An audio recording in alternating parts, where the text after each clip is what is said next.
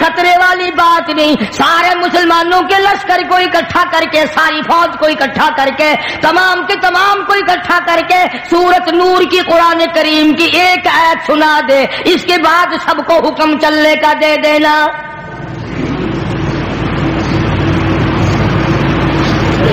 قرآن کریم کی ایک آیت سنا دے. فاروق اعظم کا یقین ہے نا کہ مسلمان قرآن سن کر اس کے خلاف نہیں چلتا. اس قوم کا کیا بنے گا جس قوم نے قرآن کریم کو صرف مردوں کے لیے رکھ چھوڑا ہو. اگلے دن میں ایک جگہ گیا تو فوتگی میں ایک آدمی قرآن کریم اٹھائے ہوئے کھڑا تھا اور سارے کہہ رہے تھے کہ منجا چارپائی جو ہے جنازے کی, میت کو قرآن کے نیچے سے گزارو. میں نے کہا پھر کیا ہوگا کہ بس بخشش ہو جائے گی. قرآن کریم نے ایک آدمی نے اٹھایا ہوا ہے یوں ہاتھ میں کہ اس کے نیچے سے گزار دو. اور میں نے کہا خدا کے بندو, اگر قرآن کریم کے نیچے سے گزرنے سے نجات ہوتی تو بلال اپنا چمڑا نہ اڑواتا, زمیرہ کی آنکھیں نہ نکالی جاتی, سمیہ کے چیر کر ٹکڑے نہ کیے جاتے, ابو بقیہ کی پسلیاں نہ توڑی جاتی, سعید ابن مسیب کو ٹکڑے ٹکڑے نہ کیے جاتے, اور سیدنا حسین رضی اللہ تعالی عنہ کا سارا خاندان پیاسا نہ جاتا.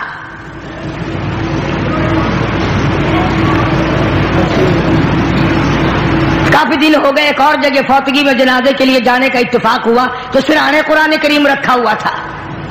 میت کی چارپائی جو ہے میت کے سرانے پہ رکھا ہوا, جہاں تکیہ رکھا جاتا ہے.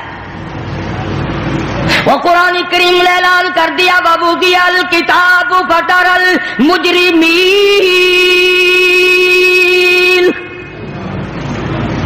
ساری عمر کی کرتوت کمائی کتاب کی شکل میں تیرے ہاتھ میں دے دی جائے گی, تو خود فیصلہ کرے گا. فَمَن يَعْمَلْ مِثْقَالَ ذَرَّةٍ خَيْرًا يَرَهُ وَمَن يَعْمَلْ مِثْقَالَ ذَرَّةٍ شَرًّا يَرَهُ. اللہ پاک نے اعلان کر دیا, لوگوں ذرہ برابر نیکی کرو گے وہ بھی سامنے آ جائے گی, ذرہ برابر برائی کرو گے وہ بھی سامنے آ جائے گی.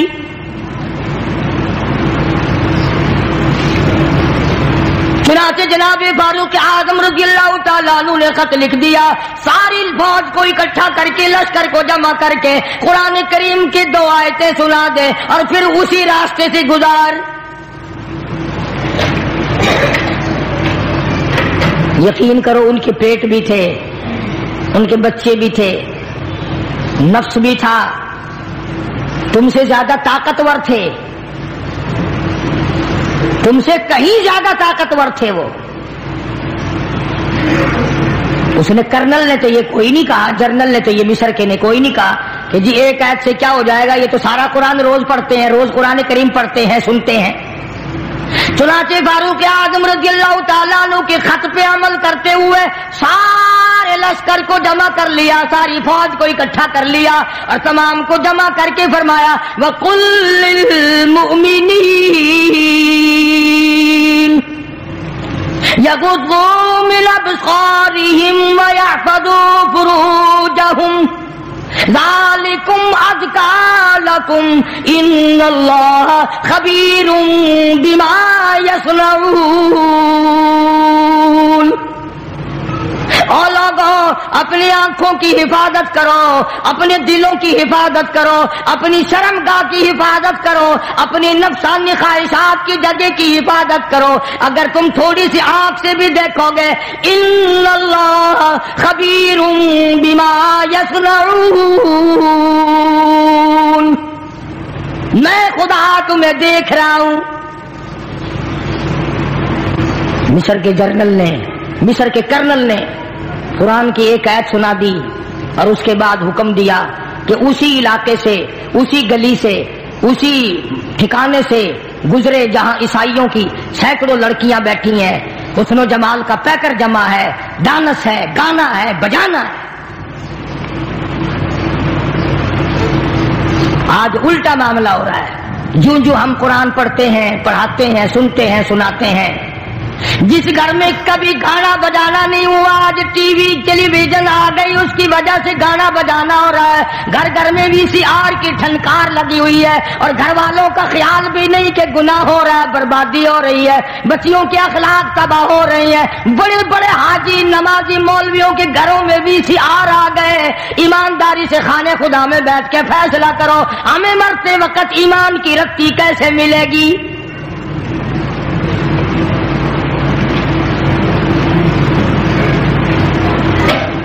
مسلمانوں کا لشکر گزر رہا ہے، فوج مسلمانوں کی گزر رہی ہے، لڑکیوں نے ڈانس کیا، گانا بجانا کیا، تالیاں بجائیں، عجب انداز کا۔ اسی لیے قرآن کریم نے فرمایا اپنی آنکھوں کی حفاظت کرو، آنکھ ابتدائی گناہ کرتی ہے، پہلا زنا آنکھ سے ہوتا ہے۔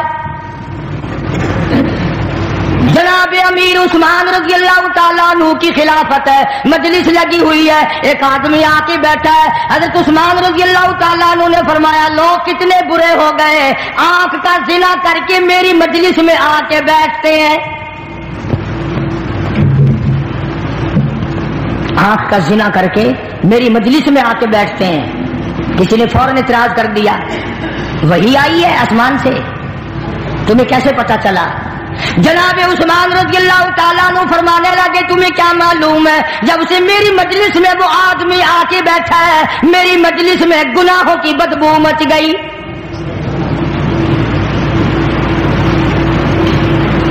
آج لوگ حرام خوری کو حرام خوری نہیں سمجھتے، بدماشی کو بدماشی نہیں سمجھتے۔ چنانچہ قرآن کریم کی آیت سن کر کے جانے والی فوج گزر رہی ہے، لشکر گزر رہا ہے، لڑکیوں نے سوال کر دیا اور جانے والوں کوئی تو سر اٹھاؤ، کوئی تو یہ حسن کا نظارہ دیکھو، کوئی تو یہ ڈانس دیکھو، ناچ بجانا دیکھو۔ ایک مسلمان سپاہی گزرتا گزرتا کہنے لگا کوئی کیسے دیکھے گا، یہ سارے کے سارے اللہ کا قرآن کریم سن کے آئے ہیں۔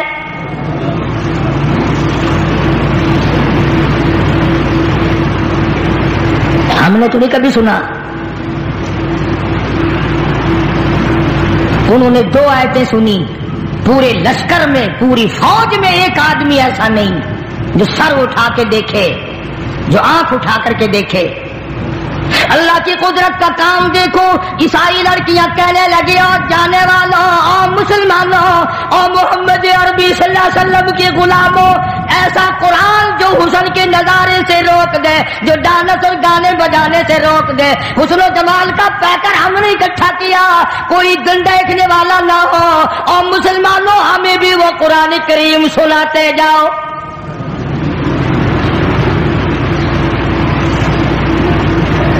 ہمیں بھی وہ قرآن سناتے جاؤ۔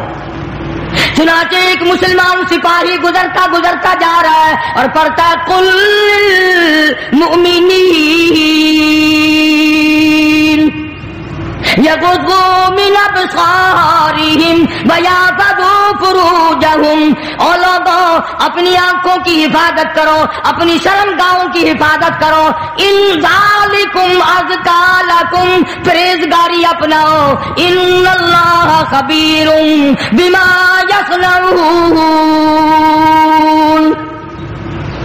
میں خدا تمہاری آنکھوں کے اشارے بھی دیکھتا ہوں۔ مورخین نے لکھا ہے جیسے ہی مسلمان سپاہی نے قرآن کریم کی تلاوت کی، چلتے چلتے نے لڑکیوں نے کوٹھے سے چھلانگیں لگا دی، اور قرآن پڑھنے والوں ہمیں بھی ساتھ لے کے جاؤ، اب قرآن کریم سے دور ہم بھی نہیں رہنا چاہتے۔ ساری مسلمان بن گئی، توبہ کر لی، استغفار کیا۔ آج مسلمان کی موت آ رہی ہے تو کنجری کا گانا سنتے ہوئے، یہ جتنے بسوں میں، ٹرکوں میں، ویگنوں میں ایکسیڈنٹوں میں مرتے ہیں، تمہارا کیا خیال ہے؟ یہ درود شریف پڑھتے ہوئے مر رہے ہیں؟ کوئی یہ کلمہ پڑھتے ہوئے مر رہے ہیں؟ کنجریوں کے گانے سنتے ہوئے مر رہے ہیں۔ جنازہ گزر رہا ہے تو رستے میں بھی گانے ہی بجانے کی آواز آ رہی ہے، حتیٰ کہ قبر میں دفن کر رہے ہیں، مٹی پڑ رہی ہے، گانے کی آواز پھر بھی آ رہی ہے۔ قبرستان کے چاروں طرف گانا بجانا، بازاروں میں چاروں طرف گانا بجانا، گھر گھر میں گانا بجانا، اور بدماشی پھر کس بلا کا نام ہے؟ بے غیرتی کمینہ پن کس بات کا نام ہے؟ شادی مکمل نہیں ہوتی مسلمان کے چھوکرے کی جب تک وہ باجا نہ بجائے، گانا بجانا نہ کرے، خوشی مکمل نہیں ہوتی۔ ہمیں تو کوئی اعتراض نہیں، کرو خوب رج رج کے کرو جو کسی کے دل میں آتا ہے، مگر یاد رکھو یہ بات، خدا کی عدالت میں اندھیر نہیں ہے۔ تم نے جو کمر باندھ رکھی ہے کہ جو کچھ بھی ہو جائے ہم نے سرکار دو عالم صلی اللہ علیہ وسلم کی مخالفت کرنی ہے، ہر اس کام کو کرنا ہے جس سے آقا نے منع فرمایا، یاد رکھو۔ پھر خدا نے بھی اعلان کر دیا، فرمایا ان بطش ربک لشدید، پھر آ جا میں تجھے سخت عذاب دینے کے لیے تیار بیٹھا ہوں۔ پھر ایسا ایسا عذاب، تکلیف دینے والا عذاب۔ کئی سال ہو گئے اخباروں میں آیا تھا، کوئی نئی نہر کھدوائی گورنمنٹ نے، کھدائی کے دوران پرانا قبرستان آیا، ایک ایکسپین صاحب کی طرف سے لکھا ہوا تھا کہ انہوں نے بھی دیکھا اور کافی سارے لوگوں نے دیکھا کہ ایک قبر کے اندر ہڈیوں کا ایک ڈھانچہ اور اس کی کھوپڑی کے قریب کئی شیر کا ایک وٹھوا بچھو بیٹھا ہے، گوشت نہیں، چمڑا نہیں، ہڈیوں کا ڈھانچہ ہے۔ تو لکھا تھا کہ جب وہ ڈک مارتا تھا کھوپڑی میں، پیروں کی طرف سے بالکل سیدھا کھڑا ہو جاتا تھا۔ کچھ ٹھکانا عذاب الہی کا، جتنا وہ کریم ہے، جتنا وہ رحیم ہے، جتنا وہ ستار و غفار ہے، جب اس کی بے نیازی پہ آئے تو قہار و جبار بھی ہے۔ آج ہمارے گھروں سے سکون نکل گیا، اطمینان چلا گیا، خیر و برکت رخصت ہو گئی، اللہ اللہ ہمارے گھروں میں نہیں رہی۔ عورتیں نماز نہیں پڑھتی، مرد نماز نہیں پڑھتے، قرآن کریم کی تلاوت کرنے والا کوئی نہیں۔ بتاؤ یہ گھر ہے مسلمان کا گھر ہے یا کراڑ کی منڈی ہے؟ بس وہ طریقہ تجھے بتا دیا ملا نے کہ مرنے کے بعد 1 گھنٹہ قرآن کریم پڑھوا لینا، 80 سال کی نمازیں ختم، 80 سال کے روزے معاف ہو جائیں گے، 80 سال کی بدماشی معاف ہو جائے گی، جوا تاش سارا معاف ہو جائے گا۔ چٹی داڑھی، بڑے پایا ہوا، قبر میں پاؤں لٹک رہے، اب بھی تاش کھیل رہے ہیں۔ ابو داؤد شریف میں حدیث پاک ہے، ارشاد فرمایا محمد عربی صلی اللہ تعالی علیہ وسلم نے، اور لوگوں جو آدمی تاش کھیلتا ہے ایسا سمجھو جتنی دیر تک تاش کھیلتا رہا جیسا کہ سور کے لہو میں ہاتھ ڈبوئے بیٹھا ہے۔ اور اتنی سختی تو محمد عربی صلی اللہ علیہ وسلم نے کہیں بھی نہیں فرمائی کہ جوا کھیلنے والا، تاش کھیلنے والا سلام کرے تو اس کے سلام کا جواب نہ دو، اگر سلام کرے اس کے سلام کا جواب نہ دو۔ یہاں ساری ساری رات کھپ جاتی ہے، بچپن سے عادت پڑتی ہے غلط چیزوں کی، نہ ماں باپ ٹوکتے ہیں نہ کوئی اور طرح طرح کی باتیں کرتا ہے۔ بہرحال دین کسی کا محتاج نہیں، قرآن کسی کا محتاج نہیں، اللہ کا دربار کسی کا محتاج نہیں۔ جو کرو گے تمہارے پلے باندھ دیا جائے گا، جو نہیں کرو گے وہ تمہیں نہیں ملے گا۔ لاکھ ملا کوشش کرے جب تک تیرا اپنا عمل صحیح نہیں، نجات ممکن نہیں۔ تم نے سہارا بنا لیا ہے، کوئی کہتا ہے میت کو قرآن کے نیچے سے گزار دو، کوئی کہتا ہے قرآن کو سرہانے رکھ دو کافی ہے۔ آؤ تم کہو گے تو صحیح، مگر سن جاؤ قاری حنیف سے مدنی کریم صلی اللہ علیہ وسلم کی حدیث پاک، نبی کا غلام ہے، نبی صلی اللہ علیہ وسلم کا غلام ہے۔ بتاؤ غلام ہو حضور کا اور سامان ہو حضور کا صلی اللہ علیہ وسلم۔ توجہ کرو، دل کی تختی پہ لکھ کے لے جاؤ، کام آئے گی زندگی بھر یہ بات۔ غلام بھی نبی کا، سامان بھی نبی کا، ڈاچی بھی نبی کی صلی اللہ علیہ وسلم، تینوں چیزیں نبی کی ہیں۔ غلام بھی سرکار کا، سامان بھی سرکار کا، ڈاچی بھی سرکار کی صلی اللہ علیہ وسلم۔ سامان لاد رہا ہے، دشمن کی طرف سے تیر آیا، اس غلام کو لگ گیا، دل پہ تیر لگا، فوراً مر گیا۔ سارے صحابہ نے شور مچایا، جنتی جنتی جنتی جنتی جنتی، شہید ہو گیا شہید ہو گیا جنتی۔ سرکار تشریف لائے، اللہ اکبر، سرکار مدینہ سب کا جو صلی اللہ علیہ وسلم تشریف لے آئے اور یوں دیکھا، فرمایا ہوا فی النار،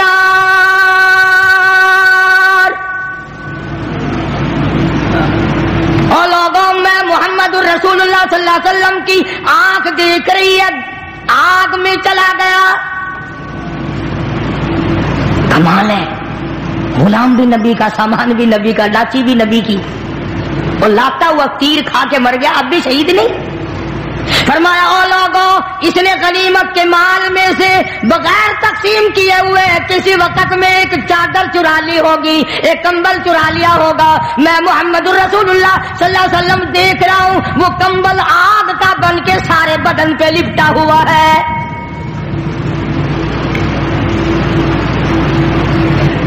یہ یوں ہی تو نہیں مسجد میں سے جتی اٹھا کر لے جاتے ہیں، چلو جی جتی لگ گئی ہے، پتا چلے گا، خبر آنے تو دے، موت آنے تو دے۔ صاحب نبی نے فرما دیا کہ میری آنکھ دیکھ رہی ہے کہ وہ چادر آگ کی بن کر سارے بدن پہ لپٹی ہوئی ہے۔ چنانچہ ایک دوسرا صحابی اٹھا، توجہ، دوسرا صحابی اٹھا اور یہ جو چپل میں جو تسمے سے لگے ہوئے ہوتے ہیں یہ لے کے آیا اور کہنے لگا، کالی کملی والے، میری جتی کا یہ تسمہ نہیں تھا، بغیر مال تقسیم کیے ہوئے میں نے مال غنیمت میں سے یہ تسمے اٹھا کر اپنی جتی میں لگا لیے تھے، میں تو واپس کر رہا ہوں۔ آپ نے فرمایا میں نہیں لیتا، یہ آپ جہنم کے انگارے ہیں۔